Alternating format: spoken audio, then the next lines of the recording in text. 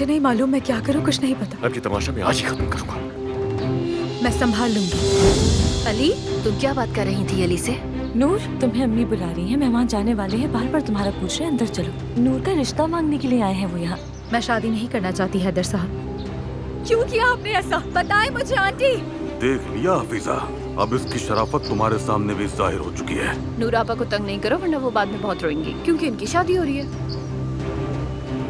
आपने मुझसे वादा किया था, आप मुझे कभी छोड़कर नहीं जाएंगी। अपना वादा निभाऊंगी, कहीं नहीं जाऊंगी मर्द।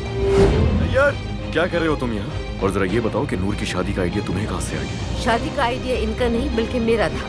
मेरी इजाजत के बगैर आइंदा नहीं आना यहाँ। शादी नहीं करेगी वो।